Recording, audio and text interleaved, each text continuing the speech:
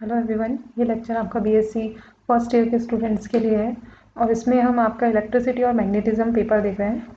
और इसमें आज वो हम बात करेंगे इलेक्ट्रिक पोटेंशियल की या फिर विद्युत विभव जिसे आप बोलते हैं उसकी। तो इलेक्ट्रिक पोटेंशियल या फिर आपका विद्युत विभव होती क्या चीज़ है, तो उसकी अगर बात करें तो इलेक्ट्रिक पोटेंशियल आपका बेसिकली रिलेटेड होता है कि आपका जो वर्क डन है carrying a charge from one point two another. तो आपका कोई भी चार्ज है, मान लो क्यू चार्ज है, इसको आपको एक पॉइंट से दूसरे पॉइंट तक ले जाने में कितना काम किया गया है वो आपका क्या कहलाता है, उससे रिलेटेड होता है आपका इलेक्ट्रिक पोटेंशियल।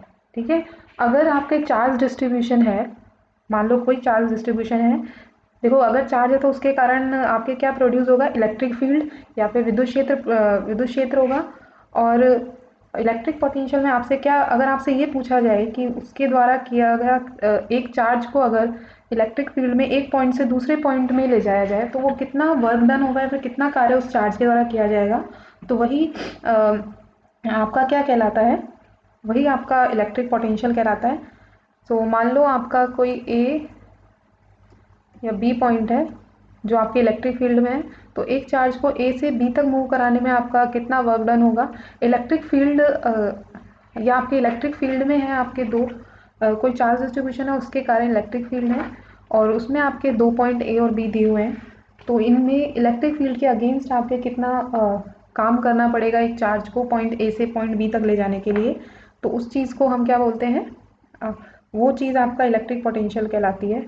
तो वर्क डन को W से रिप्रेजेंट किया है क्योंकि आप अगेंस्ट काम कर रहे हैं इलेक्ट्रिक फील्ड के, तो इसलिए माइनस का साइन और पॉइंट ए से बी तक ले जाने में, और F dot D S, F यहाँ आपका फोर्स है क्योंकि आपका चार्ज है तो उसके कारण आपका कोई भी अगर कोई पहले से आपके चार्ज है तो उसके उसके अगर आप फील्ड में आप दूसरा चार्ज लेके आएंगे तो उस पर क्या लगाएगा, फोर्स लगाएगा।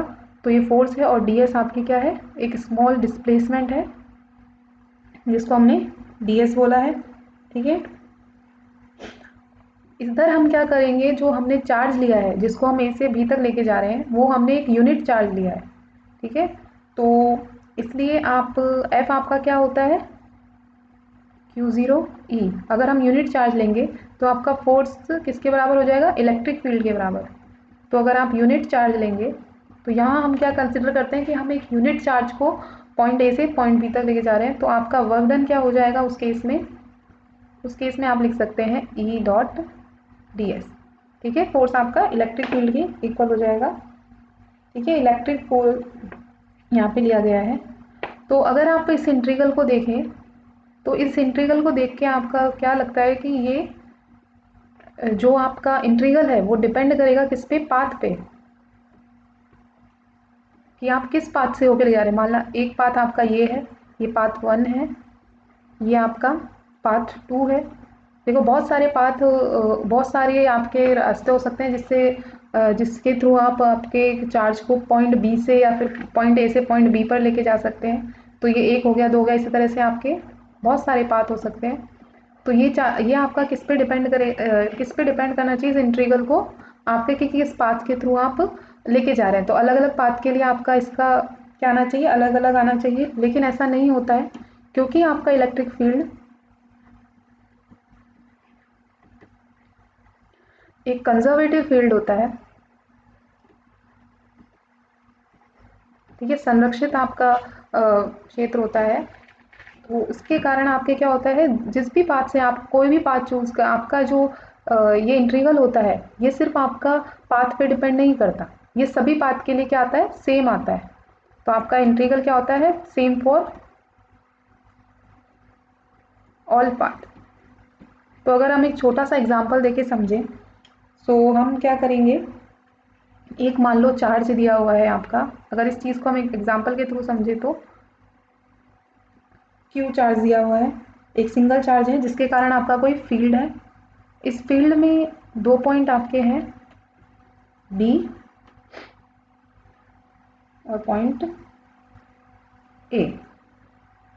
ठीक है, अब हमें क्या करना है, वर्क डन निकालना है किसी भी टेस्ट चार्ज को ए से बी तक लेके जाने के लिए। तो हम क्या करेंगे, एक टेस्ट चार्ज कंसिडर करेंगे जिसकी वैल्यू है Q0, उसको ए से बी तक लेके जाएंगे।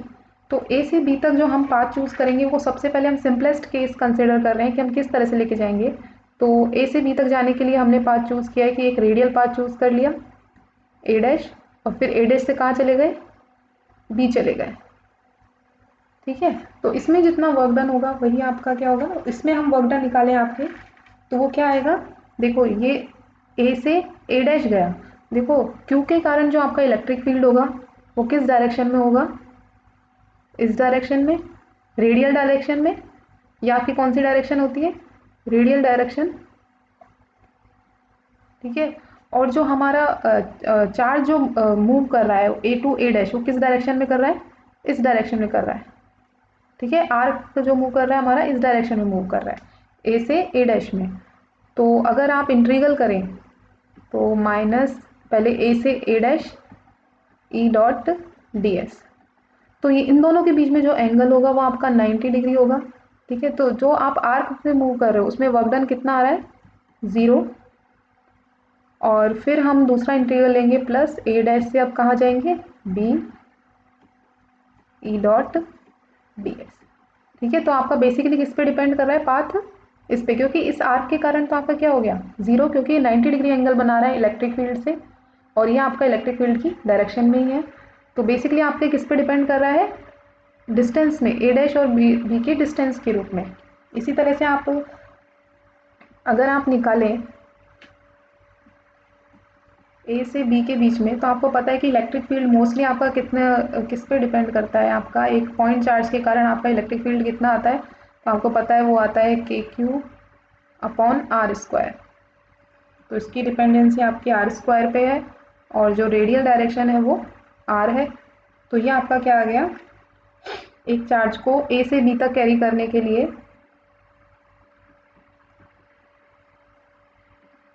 आपको इतना वर्क करना पड़ेगा। ठीक है, तो ये आपके आर्क पे डिपेंड नहीं कर रहा, सिर्फ जो डिस्टेंस है उस पर आपके डिपेंड कर रहा है। अब एक और अगर हम केस कंसिडर करें, अगर एक और पाथ कंसिडर करें, वही आपका चार्ज है Q, एक पॉइंट B है, एक पॉइंट आपका A है।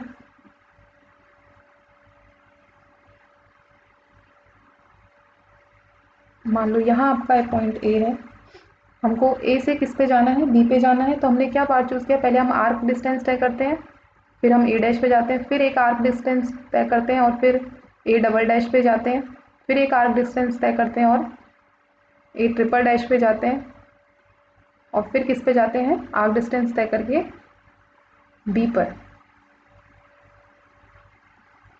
ये B आपका पॉइंट यहाँ कहीं है। तो A से हम B पर किस तरह से जा रहे हैं, आर्क डिस्टेंस तय कर रहे हैं, फिर A टू A डैश तय कर रहे हैं, फिर A डैश से A double dash, A double dash से A डैश, फिर आर्क हम डिस्टेंस ले रहे हैं और फिर B पर जा रहे हैं। तो आपको पता है जितनी भी आपके आर्क डिस्टेंस हैं उनके कारण जो वर्क डन होगा वो तो 0 होगा। सिर्फ आपके किस पे डिपेंड करेगा, आपका A टू A डैश पे, A डैश से A डबल डैश पे, और A डबल डैश से आपका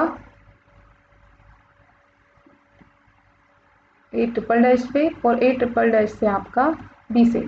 तो सिंपली जो आपकी A और B के बीच में डिस्टेंस है, अगर आपको इनको ऐड करें, इन सबको बाद में जाके हमको ऐड ही करना है, तो देखिए आपका, आप कोई भी पाथ चूज़ कर रहे हैं, आपका सिर्फ किस चीज़ पे डिपेंड कर रहा है, आपका A और B पर। ठीक है, तो आपका एंड पॉइंट क्या है और आप शुरुआत कहाँ से कर रहे हैं, सिर्फ आपका उस पर डिपेंड कर रहे हैं। आप पाथ कोई भी चूज़ करें, जो इनके बीच की डिस्टेंस है, जो इनके बीच का पॉइंट है, तो आपका पाथ जो है उस पर डिपेंड नहीं कर रहा है। आपके जो पॉइंट्स हैं, एंड पॉइंट्स हैं, कहाँ से आप शुरू कर रहे हैं, कहाँ पे आप ख़त्म कर रहे हैं, सिर्फ आपके उस पर डिपेंड कर रहा है। अगर हम कोई स्मूथ पाथ ले लें, जैसे यहाँ का प्लस Q है, यहाँ का पॉइंट A है, यहाँ का पॉइंट B है, तो क्या इसमें भी आपका पाथ पे डिपेंड नहीं करेगा, सिर्फ पॉइंट पे डिपेंड करेगा। हाँ बिल्कुल, ये चीज़ होती है, आपके पाथ पे डिपेंड नहीं करता है, सिर्फ आपके एंड पॉइंट पे ये आपका डिपेंड करेगा। तो हम लिख सकते हैं W इजिकल्स टू आपका, अगर आपको A से B तक जाना हो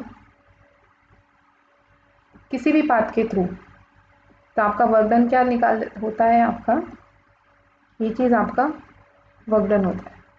ठीक है, वो पाथ पे डिपेंड नहीं करता, वो आपका किस पे डिपेंड करता है, सिर्फ ए और बी पर, क्योंकि आपका जो वर्क डन है वो आपका एंड पॉइंट्स पर ही डिपेंड करता है। तो हम आपके जो वर्क डन है उसको किसके रूप में रिप्रेजेंट कर सकते हैं, उसको हम दो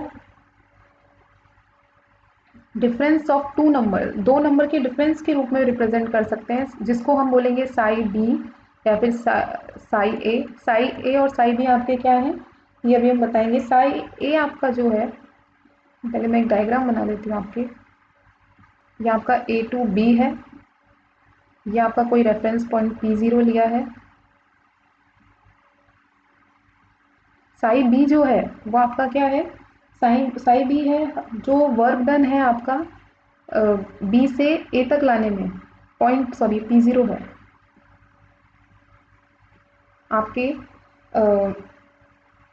फील्ड के अगेंस्ट। आपको P0 से ए तक लाने में जो वर्क डन है वो आपका क्या है, साई ए है, और P0 से बी तक लाने में जो वर्क डन है आपका इलेक्ट्रिक फील्ड के अगेंस्ट, वो आपका साई बी है। ठीक है, सो ये आपके, क्योंकि आपका ये एंड पॉइंट्स पर ही डिपेंड करता है, इसलिए हम दो इसके नंबर के रूप में इसको लिख सकते हैं। देखो, आप रेफरेंस पॉइंट कोई भी चूज़ कर सकते हो, रेफरेंस पॉइंट का कोई भी रोल नहीं है, रेफरेंस पॉइंट एंड में जाके आपका कैंसिल हो जाता है, क्योंकि ये दोनों वर्क डन आपके क्या है, एक दूसरे के नेगेटिव हैं। तो आप जो आपको किसी अगर पॉइंट पे अगर आपको कंसिडर करना है, तो अगर आपसे पूछे कि आपका जो पोटेंशियल है किसी पॉइंट पे, जो हम रेफरेंस पॉइंट P0 हमारा यहाँ क्या है, रेफरेंस पॉइंट है, तो रेफरेंस पॉइंट पे आप देख रहे हैं कि इंटीग्रल आपके डिपेंड नहीं करते, रेफरेंस पॉइंट एंड में जाके आपका कैंसिल ही हो जाना है। जब आप P0 से A पे लेके जाएंगे और P0 से B पर लेके जाएंगे, तो ये वाली टर्म आपकी कैंसिल हो जाती है। तो रेफरेंस पॉइंट पे आपकी ये चीज़ डिपेंड नहीं करती, रेफरेंस पॉइंट आप कोई भी ले सकते हैं। तो इन जनरल हम जो रेफरेंस पॉइंट लेते हैं, अगर आपसे पूछे कि किसी भी पॉइंट पे आपको अगर पोटेंशियल निकालना है, तो पोटेंशियल आपको किसी भी पॉइंट पर अगर पूछा जाए, तो आप क्या करते हैं, एक रेफरेंस पॉइंट आप इन्फिनिटी पर ले लेते हैं, और उस पर अगर आप उस पर पोटेंशियल हम मानते हैं ज़ीरो, और जिस पॉइंट पे हमसे पोटेंशियल पूछा गया है, मान लो पॉइंट पी पर हमसे पोटेंशियल पूछा गया है, तो हम किस तरह से डिफाइन करते हैं, तो साई बी माइनस साई ए की जगह हम साई पी रख देंगे, तो इन्फिनिटी पे आपके क्या हो जाएगा, ज़ीरो। तो psi P minus psi zero is equals to minus जो इलेक्ट्रिक फील्ड है, और इन्फिनिटी से उस पॉइंट पे आने में जितना जो वर्क डन है वो आपका क्या कहलाता है, आपका पोटेंशियल कहलाता है। ठीक है, तो ये आपको पता ही है आपका क्या होता है।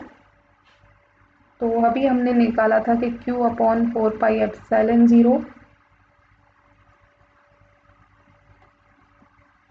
इन्फिनिटी से अगर किसी पॉइंट P पर लाएंगे, तो आपके ये आ जाता है,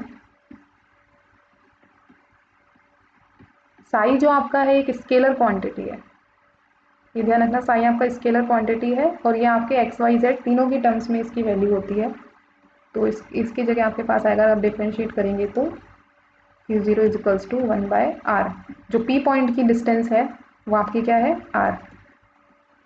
ठीक है, तो इस तरह से ये आपका क्या आ जाता है, पोटेंशियल, इसको हम बोलते हैं आपका इलेक्ट्रिक पोटेंशियल।